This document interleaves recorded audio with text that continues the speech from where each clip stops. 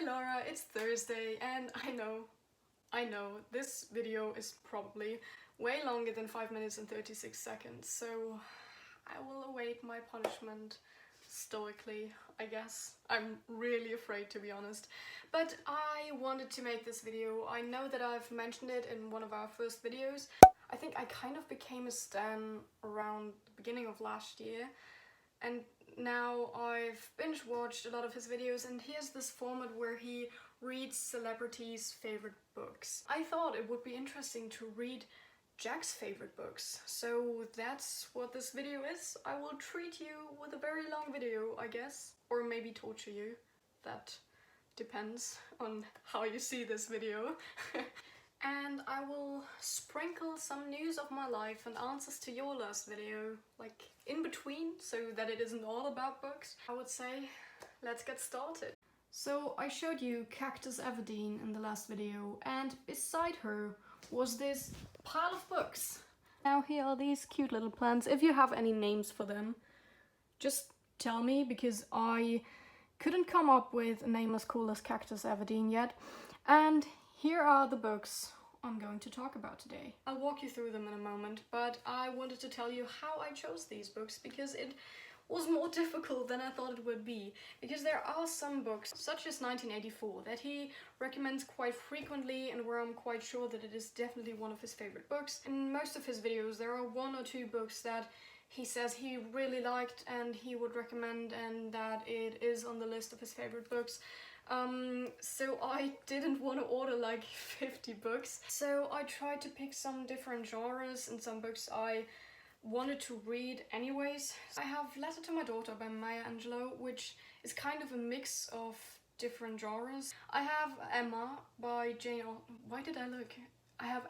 Austen, which is a classic. Then I have My Policeman, which actually doesn't count because it only arrived this morning and I read like 20 pages, so I can't really say anything about it except that I am enjoying it so far. Then we have 1984, which is another classic, Song of Achilles by Madeline Miller, which is kind of a YA book and retelling of Greek mythology and a queer love story. And we have Normal People by Sally Rooney. I'm not quite sure if this is YA, but I think so. Then we have Norwegian Wood by Murakami, and I hate this cover. I'm sorry to this girl, but I hate this cover. Yeah, this is Asian literature, and of course, inevitable for this video is Jack's book, a non-fiction book about university. And yes, that's it. I'm gonna start with the video now. This is just a quick random clip in between. I feel like I had so many thoughts that were so broad. I can only quote your sticker. My thoughts are stars I cannot fathom into constellations. That's basically how it feels right now. It's so hot in my room that I can't think straight, and I think that I'm not talking very eloquently at the moment. You have to live with the fact that my brain is kind of melting right now. I decided to call this whole thing the Jack Awards, the Jack Book Awards. See what I did there? Jack Edwards Book Awards. Well, whatever. Okay, I'll start with Emma by Jane Austen. I've never read anything by Jane Austen before, so I was quite excited to read this. I actually was planning on reading Pride and Prejudice, but then this just fit perfectly, so I read Emma instead. And I really wanted to like it, because I've heard so many good things about it, but I kind of did not. I did not like it at all. I thought the writing style was quite nice and lovely, but it was so dense and so boring. So in case you don't know what it's about, it's basically about this girl called Emma, obviously, who's in her 20s and she doesn't want to marry. She's never been in love, and her hobby is kind of setting other people up and making them marry. And surprise, surprise, of course, in the end she falls in love. Who would have thought? And yeah, I just found it really, really boring. I got so distracted. In fact, you know what I got distracted by? I got distracted by this, and I know that I told you about this before we started this whole video project. It's a musical production of my school from 2010, and I watched it, and it was so good. If you ever want to watch it together, I'm down. It is so good. I paused it like every 2 minutes and sent snippets of it to my brother because he's in it as well. And it was so much better than reading Emma. I'm sorry, I'm giving Emma 1 Jack award. I'll put some of my favorite Goodreads 1-star ratings here because I found them really, really relatable. And yeah, I'm sorry, I really would like to be that girl who loves to read Jane Austen, but I'm not, or at least I didn't like Emma. Maybe I have to read another one. The next little thing I wanted to add is that technically your last video was a second too long, but I know that YouTube kind of adds a second to your videos, so I won't give you another punishment for that. But talking about punishments, I didn't know that you don't have a bathtub, so that's kind of a problem. But I thought we could change taking an ice bath while reading Twilight to having like crushed ice in your mouth while you have to read it. I think that would be funny too. But on to the next book, which is 1984. And I have to say that I read the translation because I needed to buy this copy. I think it's just beautiful.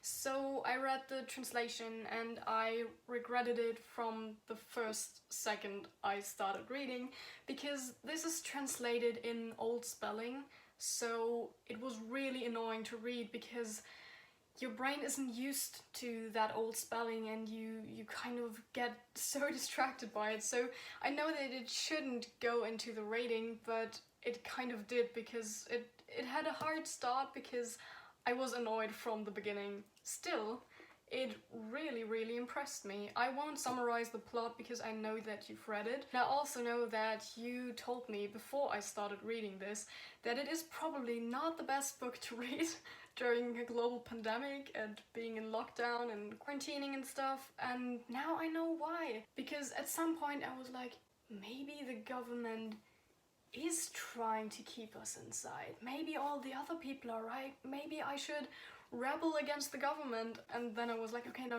We're in a pandemic. It's not the same situation. I really had these thoughts for a second. And that was kind of dangerous, to be honest. I'm gonna keep talking about this book, but I could talk about this book for an hour because I really found it fascinating. I'll show you some of my notes and you can just pause to read them because they are so random and I have no idea what I was trying to tell myself basically with these notes because they just don't make any sense anymore. But yeah, I really like this book. I like the whole idea of it, and I mean obviously it would be really bad to live in such a society, but what struck me as one of the saddest things was the whole newspeak thing, because the thought of reducing language to only the most necessary words is actually so frightening, because imagine there wouldn't be any stories, there wouldn't be poetry, because basically poetry exists of words that they say are useless or unnecessary, and it's just the whole beauty of language would vanish, and that would be... let's move on. There are so many book reviews on this one that I won't repeat the typical points, but only some of the points I think I have never seen somewhere before. And one of them is that I couldn't stop making comparisons to this book. I am quite sure that you've read or seen Momo by Michael Ende. In case you did not, or you need a memory refresher, Momo is this girl who lives in the ruins of an old amphitheater, and she listens to people, really listens, and she invents these amazing games and tells great stories, and everyone loves her and loves spending time with her.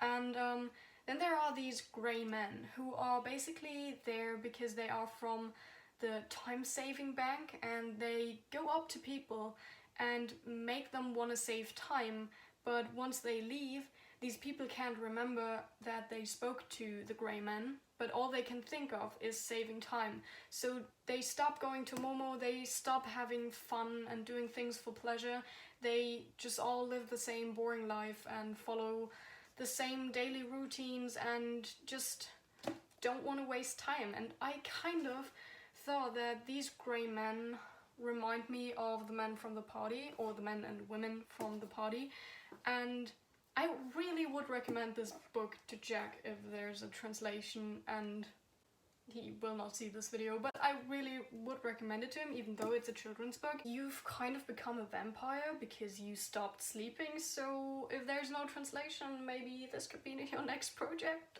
I guess. And also I remembered that I know someone who was in the Big Brother house in 2020, and that was actually so wild because they didn't know there's a pandemic and the TV production just didn't tell them. But then it got worse and we were in lockdown, so they kind of had to tell them that their families are kind of living in an apocalypse right now. And that was so insane because of course these people thought they were being pranked, because if you were locked in a house and didn't know what's going on, you wouldn't believe that there's a global pandemic going on. And the show was over a few weeks later. They were so confused because they stepped into this world where things like wearing a mask and social distance became normal for us, but they didn't know that, so they were really confused because they just got thrown into this madness. And that's just something I had to think about when reading 1984. Kind of has nothing to do with the book really, but I wanted to share that. Oh, and also, since I read it in German, the party was called Die Partei, and as you know, there is a party called Die Partei in Germany, and they just mock other parties and they are a complete joke and don't take politics seriously. So I thought, what if this is their secret plan? They just pretend that they don't have a political agenda, but actually they want to make the world like it is in 1984. I completely forgot the rating, so 4 Jack Awards. So the next book is Norwegian Wood, and this is basically about a guy called Toru who lives in Tokyo, and his girlfriend is in kind of a rehab facility for mental illness. And he tries to support her, but he also tries to live a normal life because he's a student in Tokyo, and he finds another girl that he really likes, and it's just about his life and his kind of relationships to other people. I have to admit that I read this a few weeks ago, so my memories aren't as fresh as for the other books. But what I really want to talk about is that I did not know going into this that it is so much about suicide. And as you know, unfortunately, I do have my own experience with losing someone to suicide. So I wasn't triggered or anything, because that would be really bad for my degree if I was triggered by talking or reading about suicide. But still, I noticed that I'm really critical whenever I'm reading about the depiction of suicide, and especially of the people who grieve and who are conflicted with their feelings afterwards. And I know that I can't say the way I am feeling is the way everyone feels, but still I'm really critical. But I have to say that Murakami captured the mind of people dealing with that kind of thing quite well. And I have a passage that I want to talk about particularly, but first I also want to mention that what annoyed me more was that he writes women in a way that is just a little problematic, I think. Basically, the main character has a sexual relationship with every woman in this book.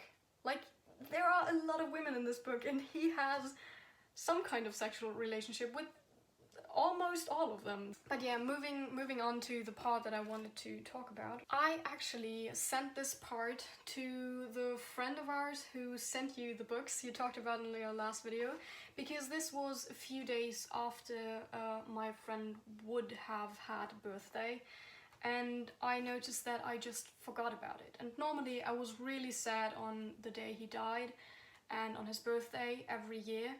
But I read this a couple of days afterwards, and it reads, "I felt guilty that I hadn't thought of Kazuki straight away, as if I had somehow abandoned him. Back in my room though, I came to think of it like this. 2.5 years have gone by since it happened, and Kazuki is still 17 years old. Not that this means my memory of him has faded. The things that his death gave rise to are still there, bright and clear inside me, some of them even clearer than when they were new. What I want to say is this. I'm going to turn 20 soon. Part of what Kazuki and I shared when we were 16 and 17 has already vanished, and no amount of crying is going to bring that back. I can't explain it any better than this, but I think that you can probably understand what I felt and what I'm trying to say. And basically this really gave me a new perspective on it, even though it's been 4 years now. Because it is true, he stayed 15 and I am almost 20 now, so I think of it as with an old friend. You just grow apart from each other. I mean, maybe we wouldn't even be friends now. That doesn't mean that I don't miss him from time to time, but I think it's just a really beautiful perspective on missing that friend.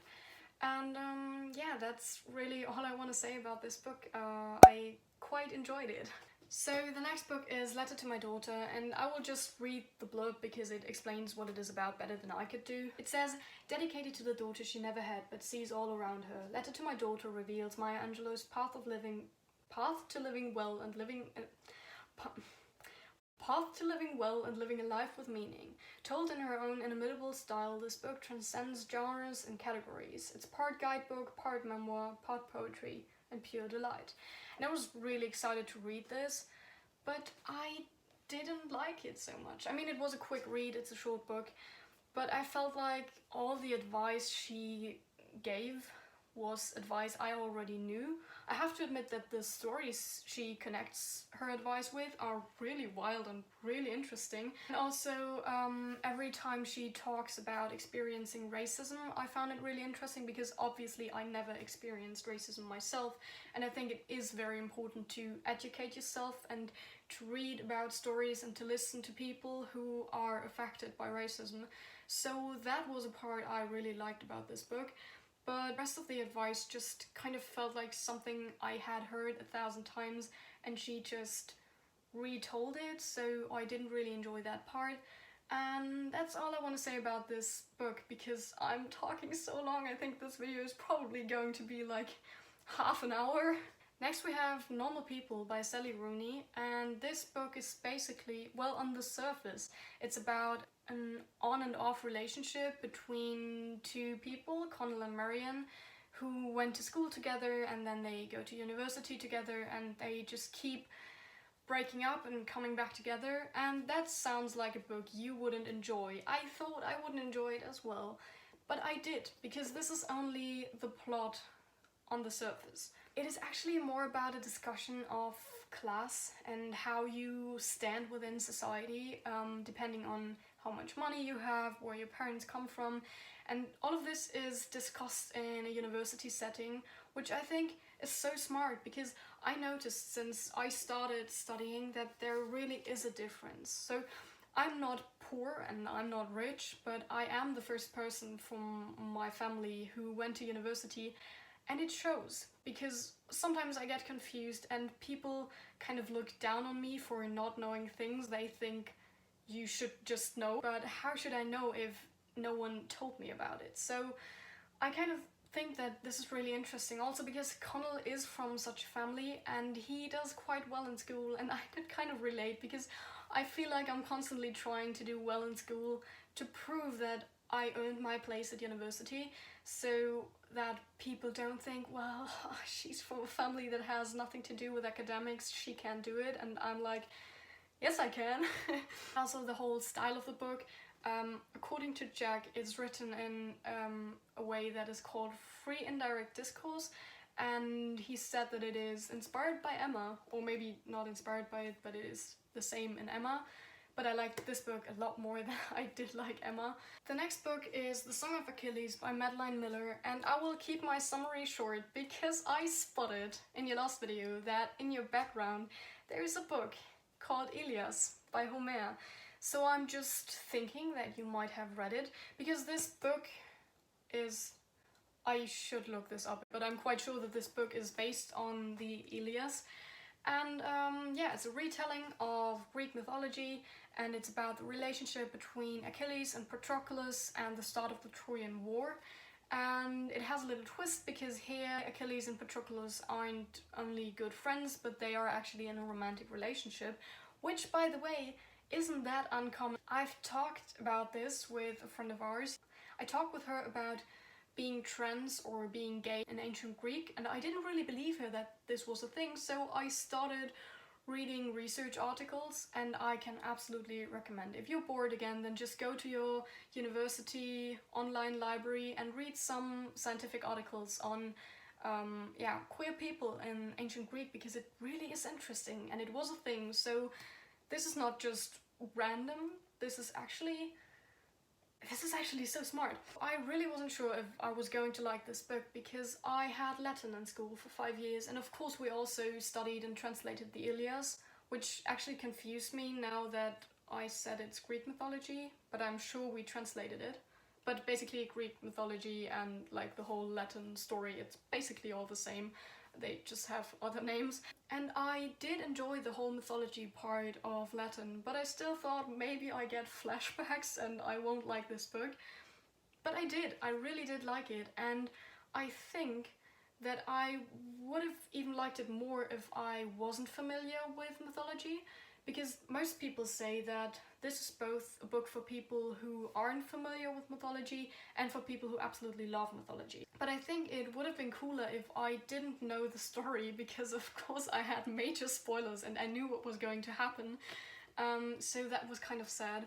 And also, maybe I just don't have a heart, but everyone who recommends this book on YouTube, TikTok, Instagram, anywhere, says that this will shatter your heart into tiny pieces. Jack also said that. To warn you, these pages here might get a bit wet because your tears may stain them, because this book will make you sob like a little baby. But it didn't. I mean, the ending is sad. I don't know, maybe it was because I already knew how it was going to end, but I don't know, I didn't find it that sad, but it was a really good ending and I really enjoyed this book. And now on to the last book. I said it was inevitable for this video. Of course I read The Universe by Jack Edwards, and this is the Ultimate University Survival Guide. I don't think I have to tell you what's in it, it's just everything you have to know for being a student, basically.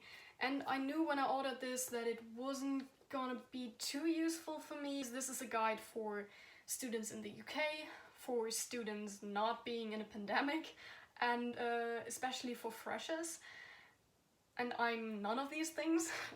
So you could say that the tips can't be universally applied. There were just a lot of chapters that weren't really useful to me, such as before you go to university, so you're off to university, then social life. It's just, there were a lot of things that were useless. I still read them and I still enjoyed them a lot, because I told you 1,000 times that Jack has a pun game that is really up there with yours. I think, of course in English, I think that his pun game is probably stronger just because it's his native language, but you find his puns and stupid jokes in this book as well, so even the parts that aren't really helpful for me were at least fun to read. And there were some parts that were really good, especially the whole basic survival thing, because I am not good at living. Okay, that sounded sad. No, but it's just about how you cook, what you cook, how you budget, how you wash your clothes. There were just a lot of useful tips, and also, you know, that I still really want to go to the UK and study there, study abroad for a term, or maybe do my masters over there if I can find enough money to do so. So this might come in quite handy. What I also want to mention is that he has a part about diversity at university, which I didn't expect. I was quite surprised by this. But that's so cool, because obviously Jack is a white male guy, he's in a huge majority, and I love that he gives up space for people from minorities to talk, because I think that's quite important, and I really like this about that book. And he has a whole mental health section about imposter syndrome, where I really could relate, and about just your basic mental health, and that you have to take care of it. And I know that, and I want to tell you that I feel a lot better. I took a weekend off and I'm feeling fine again. It has just been a lot with lockdown and university. Talking about mental health, Laura, you should really start sleeping again. I don't know why you're drinking so much coffee. Just stop it and go to sleep. I know I'm kind of joking here, but seriously, please take care of yourself. And I wanted to add some news and some answers to your video. I know that I said that earlier and I did it sometimes, but I have so many things I want to tell you, but I did not think that this video would be so long. I thought it would be maybe 15 minutes, but I didn't think that it would be half an hour, so I will not include more of my personal things in this. I want to tell you that we will absolutely watch Loki together, because that will finally be a way of talking to each other again, at least once a week. And I hope you have a great rest of the week, and I will see you again on Tuesday.